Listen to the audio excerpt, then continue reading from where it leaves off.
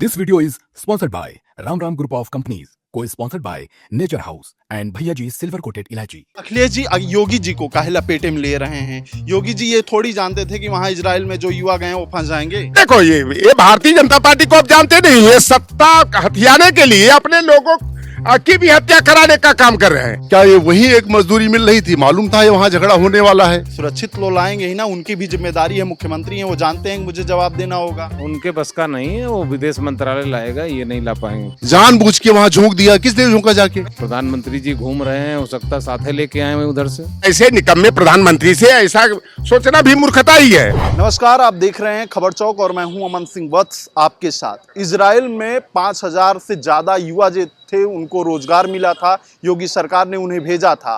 अब वहां की हालात जो हैं वो बिगड़ रहे हैं। तो अखिलेश यादव हैं, विपक्ष के नेता हैं, वो सवाल उठा रहे हैं कि जिस तरीके से चीख चीख कर ये बता रहे थे कि वहाँ युवाओं को रोजगार दिया गया है, उस तरीके से उन्हें सुरक्षित लाने की बात नहीं कर रहे हैं। इसी मुद्दे पर आज लखनऊ के तमाम लोग हमारे साथ हैं, इनसे बातचीत करेंगे और जानेंगे कि इनका क्या कहना है इस विषय पर। क्या आदमी इतनी जिम्मेदारी लेगा कि रोजगार भी दिलवाए, उसके बाद उनकी आगे की ऊंच नीच क्या हो रहा है ये भी जिम्मेदारी ले? अरे वो सक्षम हो गए होंगे, वापस आ सकते हैं, क्या लगता है आपको? देखिए, भारतीय जनता पार्टी की सरकार करती कम दिखाती ज्यादा है। एक तरफ ये बड़े बड़े दावा कर रहे थे कि 5000 युवाओं को जो है कि हमने इजराइल में नौकरी दिलवाया, सेना में भर्ती करवाया, लेकिन आज जो है कि इजराइल के जो हालात बिगड़े हैं और ईरान और इजराइल के मध्य जो रस्साकसी चल रही है, तो ये इजराइल का ही मसला नहीं है। ईरान और इराक में भी हमारे भारत के तमाम कई हजार की संख्या में वहाँ नागरिक रोजी रोटी कमा रहे हैं, और ये नहीं कि भारतीय जनता पार्टी की सरकार आई है तब से वहाँ कमा रहे हैं। अरब कंट्री में 40% से अधिक वहाँ पर जो रोजी रोटी कमाने वाले हैं वह भारतीय नागरिक हैं। लेकिन ये असल मुद्दा जो है, जो आज जैसे ट्रंप का जो राष्ट्रपति का चुनाव चल रहा था, आप देखे होंगे कि महाकालेश्वर मंदिर में जो है कि ट्रंप की जीत के लिए जो है हवन पूजन किया जा रहा था। कहीं दिल्ली के द्वारकाधीश मंदिर में, कहीं बनारस के काशी विश्वनाथ मंदिर में, कि ट्रंप की जीत हो। लेकिन ट्रंप ने तो ऐसा तमाचा मारा कि अप्रवासी भारतीय नागरिकों को जिस तरह से 131 की संख्या में अमृतसर के एयरपोर्ट पर हाथ में हथकड़ी पाँव में बेड़ी बांध करके उतार दिया, और दूसरे दिन जो है कि 40 भारतीय नागरिकों को जो है हाथ में हथकड़ी पाँव, जैसे कि बहुत बड़े अपराधी हो, उनको भारतीय एयरपोर्ट पर उतारा। और अहमदाबाद में भी 31 की संख्या में हाथ में हथकड़ी पाँव में बेड़िया बात कर उड़ा। लेकिन मोदी जी जो बड़े बड़े दावा करते थे, और ये अंधभक्त जो भारतीय जनता पार्टी वाले, तो अखिलेश जी योगी जी को काहे लपेटे में ले रहे हैं। योगी जी ये थोड़ी जानते थे कि वहाँ इजराइल में जो युवा गए हैं वो फंस जाएंगे। देखो ये भारतीय जनता पार्टी को आप जानते नहीं, ये सत्ता हथियाने के लिए अपने लोगों की भी हत्या कराने का काम कर रहे हैं। तो ये जो योगी की वाह की बात की 5000 लोगों को नौकरी और रोजगार दिया, अरे भाई अपने यहाँ कितना रोजगार दिया? 2 करोड़ रोजगार हर साल देने की बात किया, तो 22 करोड़ नौकरियां और रोजगार कहाँ गया? आज हमारे युवा पीढ़ी के लोग किसी जाति धर्म वर्ग संप्रदाय के, हिंदू हो, मुसलमान हो, अगड़ा हो, पिछड़ा हो, दलित हो, आदिवासी हो, तमाम मेरे बेटे बेटियां पढ़ करके हायर एजुकेशन लेकर, डिग्री लेकर के दर की ठोकरें खा रहे हैं। उत्तर प्रदेश ऐसा, पुलिस भर्ती तो अरे ऐसा निकम्मा प्रदेश की बात करते हैं। 22 पेपर लीक हो गया हमारे बच्चों। यूपी पुलिस में अभी शांति टंका बजाते हैं। एक वो बात तो कहना हमको बड़ा नागवार लगेगा ना कि मैं इसीलिए संकेत में कह दे रहा हूँ कि करते कम है, दिखाते ज्यादा है। अमित शाह आ गए नियुक्ति पत्र बांटने के लिए, और 5500 हमारे पिछड़ों की हकमारी हो गई। जिस तरीके से अखिलेश यादव जी कह रहे हैं कि युवाओं को रोजगार मिला, तो उस समय योगी आदित्यनाथ बता रहे थे अब वहां पे हमले हो रहे हैं तो उनको सुरक्षित भी लाया जाए, इस पे भी वो टिप्पणी करें। तो क्या इस तरीके से कहना सही है? अब देखिए नौकरी दिलवा रहे हैं, वो क्या है, वो जो बच्चे यहाँ से गए हैं नौकरी करने, वो भी सब गरीबों के बच्चे हैं। कोई अमीर आदमी का बच्चा वहाँ नहीं नौकरी करने गया है, ठीक है ना। तो अब वो अपने देश के नागरिक हैं, तो चिंता तो होगी, उनकी भी जायज चिंता है। कौन चिंता करेगा? जब सरकार नहीं चिंता करेगी तो विपक्ष के नेता चिंता करेंगे ना। नहीं, वो तो चिंता करेंगे ही ना, वापस लाएंगे, उस तरीके से अपना समीकरण बिठाएंगे। वही वो पूछ रहे हैं ना कि क्यों नहीं कर रहे हैं, जितना डंका पीट रहे थे उस समय, अब क्या दिक्कत है, अब क्यों नहीं उनका हाल खबर ले रहे हैं?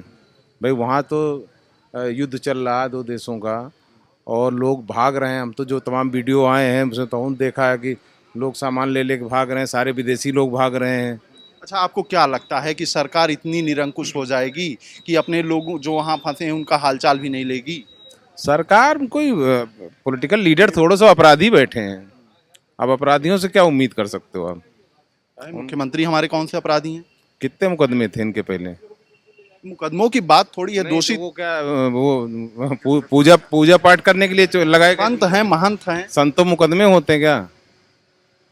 संतों मुकदमे नहीं होते हैं, समझ रहे हैं ना? मठाधीश है, संत महात्मा वही। जोगी नहीं है।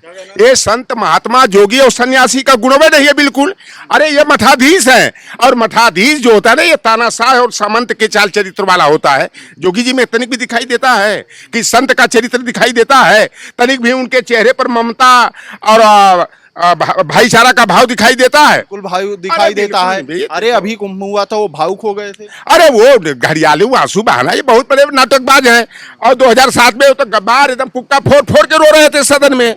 अरे ऐसा इतना आपने उनको भावुकता देखी होगी जब वो कुंभ हादसा हुआ था, और उसके बाद कितनी लाशें दबाई गई, कितने लोगों के ऑन रिकॉर्ड नगद पैसे दिए गए, उसका कुछ रिकॉर्ड है? अब खुल रहा है जब हाई कोर्ट गया मामला, तो उससे लगता है कि कैसे वो नाटक करते हैं। अच्छा, आपको क्या लगता है कि अगर जो व्यक्ति नौकरी दिलाने के लिए युवाओं को इतना प्रयास करेगा, वो उन्हें सुरक्षित लाने के लिए प्रयास नहीं करेगा? आप ये सोच लीजिए कि नौकरी दिलाना और फिर सुरक्षित लाना दो चीज़ें आपने कही। बेसिकली केवल इजराइल में ही हम लोग नौकरी दिलाने के लिए सरकार ने भेजा था, और वो गए कौन लोग थे? वो केवल अनस्किल्ड लेबर है, मजदूर गए थे। और उन मजदूरों का अब क्या पुरसा हाल है? अब बताइए, वहाँ अभी बम्बार्डमेंट हो रहा है, रॉकेट मिसाइल फट रहे हैं, ऐसी हालत में उनको कौन पूछ रहा? बताइए मुझसे आप। रही बात पूरे गल्फ में हमारे कितने मजदूर काम कर रहे हैं, क्या ये वही एक मजदूरी मिल रही थी? मालूम था ये वहाँ झगड़ा होने वाला है, मालूम था वहाँ पहले से गाजा वगैरह की लड़ाई चल रही है, और सब गल्फ के इजराइल के अगल बगल पड़ोसी देशों की लड़ाइयाँ चल रही थी, जानबूझ के वहां झोंक दिया। किस लिए झोंका जाके? तो जहाँ रोजगार का ज्यादा अवसर मिलेगा वहीं तो भेजे जाएंगे युवा। तो रोजगार के नाम पे मौत के मुंह में घुसेड़ दोगे जाके ले तब तो मौत का मुंह नहीं था ना, तब तब भी तो था। शांत था। तब था क्यों नहीं? तब पहले गजा से चल रहा, इजराइल चल रहा था, कौन कौन से देशों से लड़ाई चल रही थी? यमन से चल रहा, होती हुई विद्रोह से चल रहा था। लगता है आपको कि सरकार ऐसे जानबूझ के मौत के मुंह में लोगों को झोंक देगी? सरकार जानबूझ के नहीं, सरकार की ये जिम्मेदारी होती है, सरकार की ये जिम्मेदारी होती है। सरकार के दूतावास होते हैं, और उनसे उनको लेटेस्ट अपडेट रहता है कि भाई हमारे यहाँ आदमी सुरक्षित रहेंगे या नहीं रहेंगे, हमको भेजना ही नहीं भेजना। अगर चले भी गए, उनको तत्काल सुरक्षित वापसी रास्ता दिखाया जाए, उनको वापस बुलाया जाए सुरक्षित।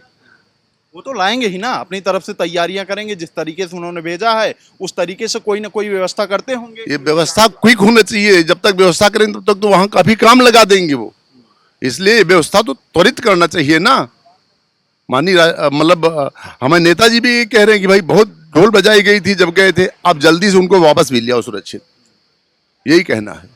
क्या कहना चाहेंगे? सुरक्षित लोग लाएंगे ही ना, उनकी भी जिम्मेदारी है, मुख्यमंत्री हैं, वो जानते हैं कि मुझे जवाब देना होगा। उनके बस का नहीं है, वो विदेश मंत्रालय लाएगा, ये नहीं ला पाएंगे कुछ उसमें। विदेश मंत्रालय अगर पहल करेगा तो जल्दी हो जाएगा। भाई विदेश मंत्रालय में भी तो इन्हीं की सरकार है, भारत सरकार। भारत सरकार अलग चीज है। अब प्रधानमंत्री जी घूम रहे हैं, हो सकता है साथे लेके आए हुए उधर से, वहीं घूम रहे हैं उधर। प्रधानमंत्री जी साथ ही लेके। हाँ, वो 2.8 करोड़ का जो 2 हवाई जहाज बनाए हैं ना अत्याधुनिक, तो लग रहा है कि वहां जाएंगे और भारतीय नागरिकों को लेकर आएंगे। लेकिन ऐसे निकम्मे प्रधानमंत्री से ऐसा सोचना भी मूर्खता ही है। कराची जेल में 150 मछुआरे हमारे निषाद समाज के, बलिया के, गाजीपुर के, भदोही के बंद है। इनकी विदेश नीति कितनी गिरी हुई है, कितनी कमजोर है कि हमारे भारतीय नागरिक 2020 से कराची के जेल में बंद हैं, समुद्र में सामुद्रिक सीमा उल्लंघन के आरोप में मछली मारने गए थे। तो अपने भारतीय नागरिकों को ये देश वतन वापसी नहीं करा सकते, तो आप समझो कि ये प्रधानमंत्री और इनकी विदेश नीति कैसी है।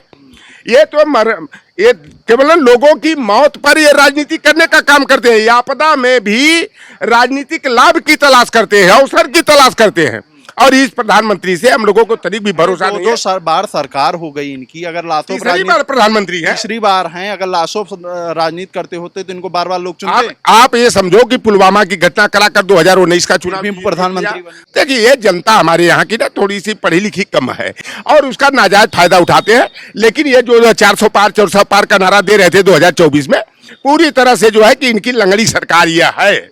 और हमारे जो है कुर्मी समाज के 2-3 नेता, नीतीश कुमार हो, एकनाथ शिंदे हो, चाहे जो है कि चंद्रबाबू नायडू हैं, अगर इनका जमीर जाग जाए ना तो मोदी सरकार चारों खाने चित हो जाएगी। 240 पर सिमट गए। क्या कहना चाहेंगे?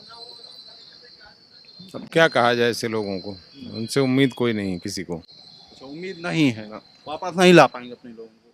नहीं वापस, अब वो लोग आना चाहेंगे आएंगे, वो अपने तरीके से आएंगे। फिलहाल सरकार तो हमें नहीं लगता, अभी तक कोई प्रयास तो हुआ नहीं है, ना कुछ सुनने में आ रहा है कि लोग प्रयास कर रहे हैं उनको लाने का।